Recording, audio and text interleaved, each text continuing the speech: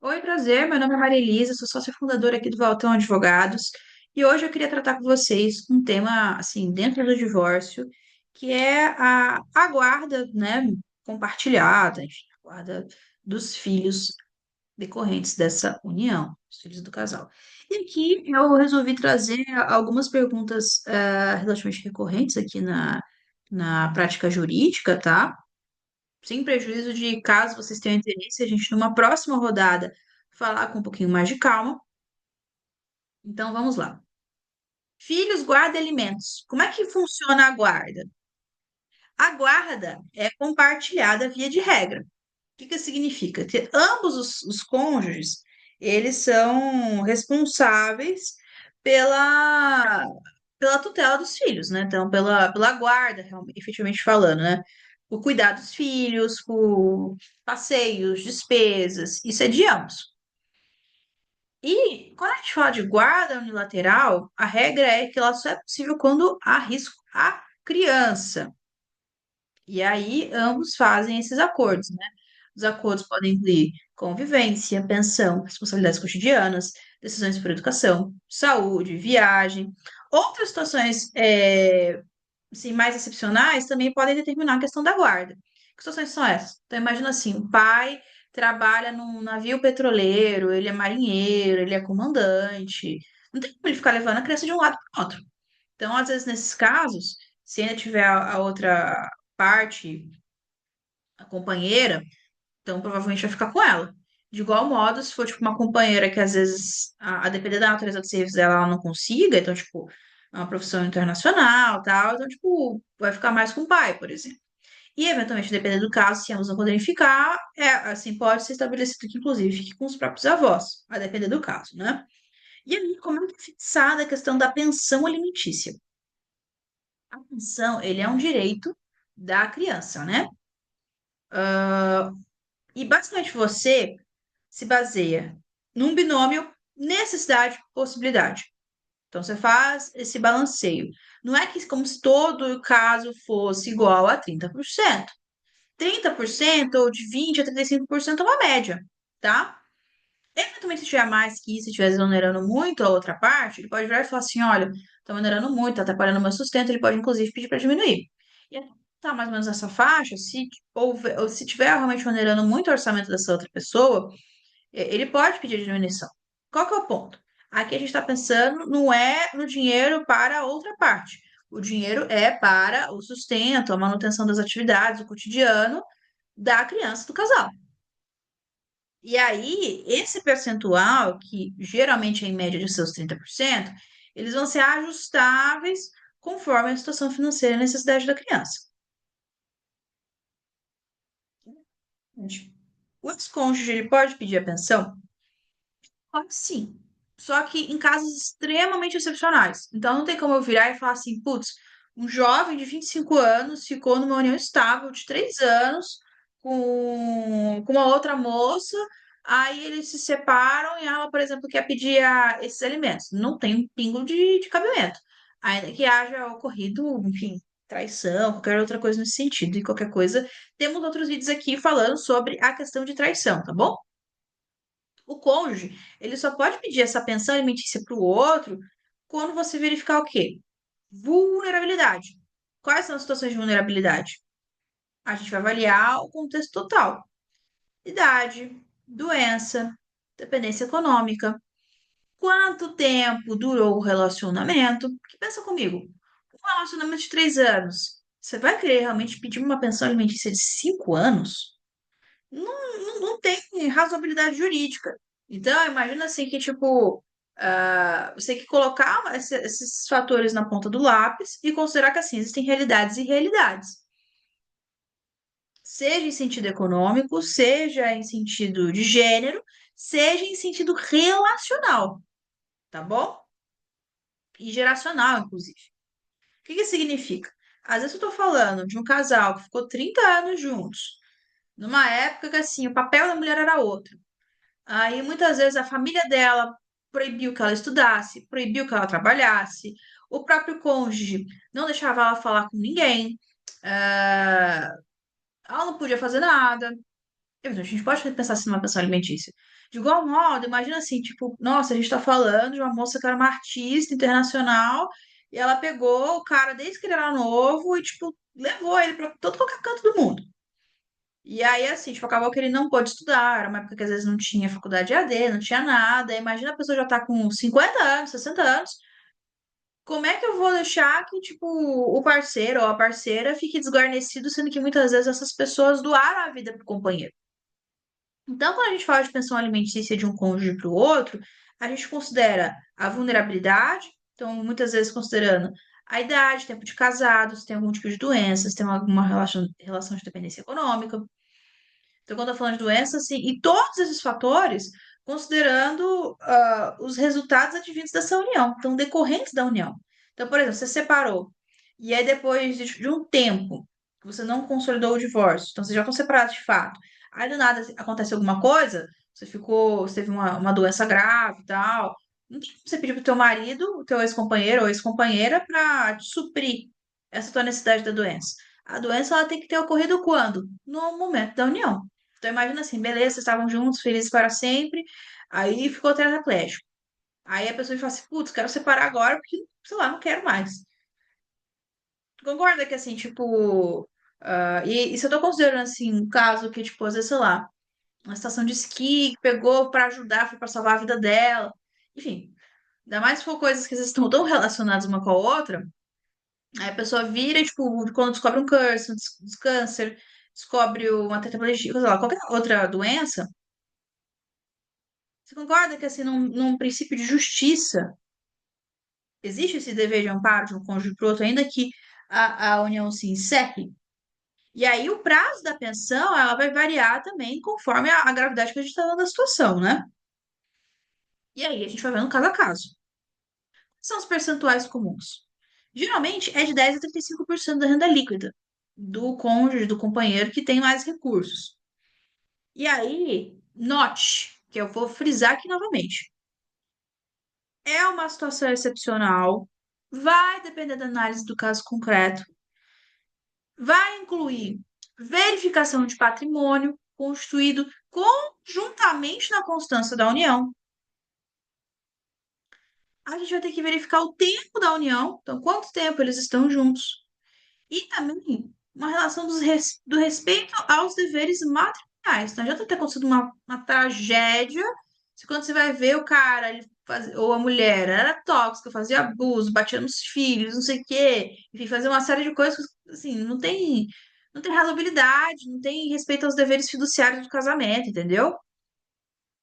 E a gente tem que ter aqui a questão da relação de dependência econômica e a possibilidade de sobrevivência sem auxílio. E, eventualmente, outros critérios, mas geralmente são esses critérios que a gente considera em sua maioria. Outra pergunta: avós e padrastos podem ter direito à convivência? Sim, eles podem pleitear o direito à convivência com a criança ou com o adolescente. Só que a gente tem que considerar o seguinte: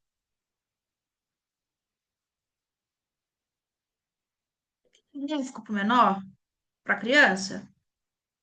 Então, tipo, poxa, o cara tá sempre com a companheira, tá, eles viajam, aí a mãe não quer deixar ir. Sentido, se ela não tiver justificativa e for um negócio legal para criança, sei lá, vai conhecer a Disney, vai conhecer um negócio que a criança sempre quis conhecer, vai fazer um passeio legal, vai expandir o repertório cultural dela, é algo que a criança quer. Se você pega e impede, isso pode ser, inclusive, uma questão de alienação parental. Por mais que envolva a madrasta, o avô, a avó, padrasto, e eles também podem buscar o direito judicialmente quando há um vínculo afetivo consolidado, tá bom? Posso viajar com meu filho após o divórcio? Então, tem aquela questão da guarda e tal. E quando a gente fala de. A gente tem dois pontos: viagens nacionais e internacionais. Para viagens nacionais, basta estar com a criança e o documento oficial. Para viagens internacionais, você precisa de uma autorização expressa do outro genitor, com firma reconhecida ou decisão judicial. Então, por exemplo, se está regulamentando a guarda, já pode, inclusive, colocar, além de você definir os alimentos, você já estabelece a questão de viagens internacionais, se pode ou não. para economizar documento e para fins de mais agilidade, né?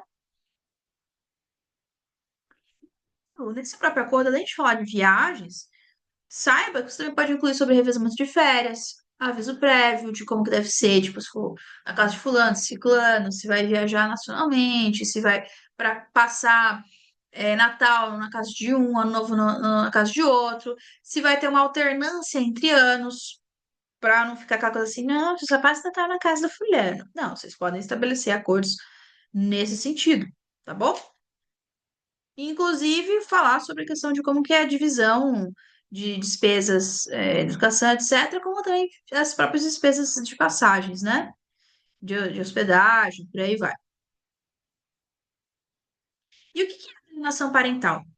A alienação parental, ela ocorre quando um dos genitores tenta afastar o filho do outro, com práticas que vão prejudicar o vínculo afetivo.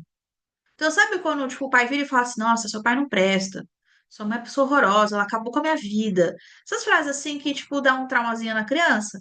Então, isso é o que a gente chama de alienação parental, que também poderia ser uma alienação marital, né? Então, é para ambos, não é só no pai, por mais que o nome sugira isso. E pode ser tanto de um com relação ao outro, quanto vice-versa, tá bom? E aí a gente tem uma lei que regulamenta isso, que é a 12.318 de 2010. Ela prevê algumas medidas judiciais para coibir essa alienação, podendo inclusive impactar em termos de guarda e convivência familiar. Então, a partir do momento que você identifica que tem um cônjuge que está fazendo esse tipo de prática que é rotineira, que está afetando a saúde da criança e tudo mais, é algo que, inclusive, pode, tanto para fins de revisão de alimentos, revisão de guarda, revisão de uma série de coisas. Então, fique atento. Às vezes você está falando para desabafar tal. A gente não garante até que ponto o menor, a criança, o adolescente, tenha de fato o discernimento daquilo. Imagina, eles veem os pais, às vezes, quase como divindades, como um referencial. E a partir do momento que às vezes, você quer, às vezes, mesmo que seja para desabafar, você não sabe o reflexo que aquilo tem na mente da criança, né, do seu filho. Alimentos, você pode solicitar para a criança em si, mas também, na prática, algumas pessoas estão solicitando alimentos também para pets. Então, você, embora não tenha uma previsão legal, existem decisões judiciais que reconhecem esse dever de contribuição e para os cuidados de animais de estimação adquiridos durante a vida em comum, tá? As partes podem incluir cláusulas no acordo sobre custeio de alimentação, saúde e bem-estar dos pets. Isso aqui é polêmico. Bebês reborn têm alguma proteção jurídica em caso de divórcio? Embora não sejam considerados seres vivos e serem, tipo, bens móveis, esses bebês reborn, ou robô, ou qualquer outra coisa que o substituam no decorrer do tempo, podem representar laços emocionais significativos para uma das partes. Já houve casos com destino de coleção ou exemplares, incluídos no acordo de partilha, objeto de cláusula sobre bens de valor afetivo. É assim, se tratar com sensibilidade, buscando uma composição amigável, especialmente quando tem alguma função terapêutica envolvida. Só que não vá confundir, tipo, alhos com bugalhos. Não vá pensar que, tipo, isso é necessariamente, tipo, um bebê reborn vai ter os mesmos direitos de uma criança humana. Mesmo se fosse um robô, qualquer outra coisa que seja. Mas a gente, enquanto advogado, se for o caso, se tiver algum custo ali associado, né? Seja em termos de definição de quem que vai ficar isso, eventualmente até regulamentar alguma espécie de guarda, tipo, um fica uma semana, outro fica outra. A gente não sabe o que vai acontecer, né? Enfim, a gente tem que ter o respeito. E assim, quando tiver algum outro custo, tal, tem que ver uma forma de composição das partes. Se mudar de cidade ou país com meu filho após a separação, não sem autorização judicial ou consenso do outro genitor. Mudanças significativas de domicílio que impactam a convivência e a guarda precisa do quê? De autorização expressa para garantir os direitos da criança, beleza? Se mudar a guarda após a separação, sim, a guarda pode ser revista a qualquer momento, sempre que houver, inclusive, mudanças no contexto familiar ou no interesse dos menores.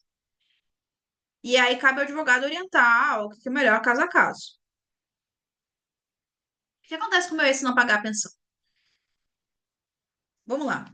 Se você quer que ele pague. Então, você quer que ele pague, ele não pagou, demorou 1, 2 meses. Pode começar a atrasar muito e começa a onerar o teu orçamento. Que pensa bem, muitas vezes a gente tem situações que é uma pessoa que vai, nesse caso, separação, né? Que tem mais vínculo com a criança. Então, e principalmente são mulheres, né? Então, são mulheres que não só vivem dentro de casa, mas que trabalham, fazem uma série de coisas, então tem uma dupla jornada. Poderia ser um homem também, mas enfim. E nisso, ela também tem que custear as coisas da vida dela. Só que ela tá custeando praticamente sozinha da criança. Então, ela requerendo, necessitando desses recursos, ela pode judicialmente, dentro dos prazos prescricionais, tá? Requerer tanto os alimentos futuros quanto os alimentos passados que estão vencidos. E aí, quanto os alimentos vencidos, ou seja, do passado, que era para ele ter pago e não pagou, que ele está atrasado, você pode entrar na justiça com uma ação de execução judicial para requerer esses valores. A falta de pagamento pode gerar o quê? Algumas sanções. Dentre elas, penhora de bens, bloqueio de contas e até prisão. Então é isso. Espero que tenha gostado dessa dica, tá? Pode deixar aqui nos comentários, curtir o vídeo. Se tiver alguma dúvida, manda aqui pra gente, seja no privado, nas nossas redes sociais ou aqui no vídeo do YouTube. Fico muito feliz em poder ajudar e contar com a sua colaboração aqui no nosso canal que está começando a crescer. Então, se tiver mais interesses em temas de direito de família, direito empresarial, planejamento patrimonial e acessório, peço que siga a nossa página e acompanhe as nossas movimentações, seja aqui no YouTube, seja em outras redes sociais, como é o caso do Instagram e LinkedIn. Isso, muito obrigada. Tendo qualquer tipo de dúvida, pode contar conosco para avaliar melhor o seu caso concreto. Perfeito? Muito obrigada.